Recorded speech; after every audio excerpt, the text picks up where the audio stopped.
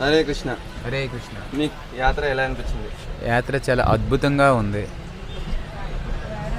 ఏమేమి నేర్చుకున్నారు? భక్తుల సాంగత్యంతో భక్తి ఎలా చేయాలనేది నేర్చుకున్నాం. ఇంకా ఏం విశేషాలు? ఇంకా అంటే ఇండివిజువల్గా యాత్ర చేస్తే మనం ఏమీ దర్శించలేము, భక్తి కూడా మనం తెలుసుకోలేము.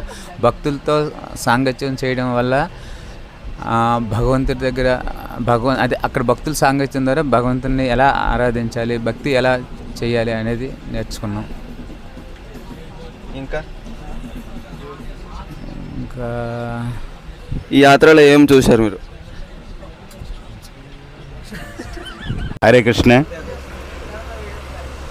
ఆ యాత్ర అంతా చాలా ఆసక్తికరంగా సాగింది. చాలా భక్తితో మేము ఈ 11 రోజులు భక్తిలో మా నిత్యం చేసేటటువంటి డ్యూటీ అంతా మర్చిపోయి ఓన్లీ భక్తి మీద కాన్సన్ట్రేట్ చేసాము. అలాగే ఇంత చాలా తక్కువ డబ్బులతో ఇంత పెద్ద యాత్రను మాకు చూపించినటువంటి మన నరోత్తమ ప్రభుకి ఇంకొకసారి పాదాభి వందనాలు.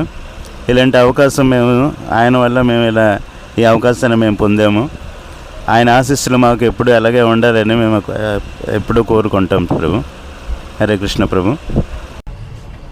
యాత్ర చాలా మంచిగా అనిపించింది. ఇందులో శ్రవణం, కీర్తనం, అలాగే ప్రవచనాలు చెప్పేటప్పుడు ప్రతి ఏ గుడికి వెళ్ళినా ముందు చెవులతో శ్రవణం మేము దర్శించాము, తర్వాత కళ్ళతో దర్శించాము. అంటే భగవంతుడి గురించి నరోత్తమ ప్రభు ప్రతి విషయాన్ని మాకు తెలియచేశారు. ఆ గుడి యొక్క ప్రత్యేకత, దాని యొక్క విశేషాలు తెలియచేశారు. దానివల్ల ఇంకా మాకు ఆ భగవంతుడి సాక్షాత్తుగా ఇంకా దగ్గరగా దర్శించినట్టు అనిపించింది. ఇంకా అంతే, ఇంకేం చెప్పు. హరే కృష్ణ. హరే కృష్ణ.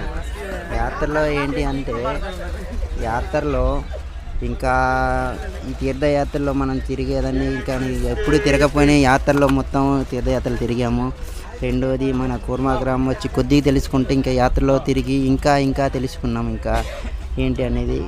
ఈ యాత్ర అంటే ఇంకా ఇలాంటి యాత్ర ఇంకా ఎప్పుడు ఎంతో అదృష్టం ఉంటే కానీ ఈ హరే కృష్ణ మన ప్రభుతో యాత్ర చేయడం మాకెంతో అదృష్టము. ఈ అదృష్టం మళ్ళీ ఇంకా ఇలాగే ఇంకా కొనసాగాలని మాకు ప్రభుతో మాకు ఎప్పుడు ఉండాలని మాకు కోరిక. అది హరే కృష్ణ.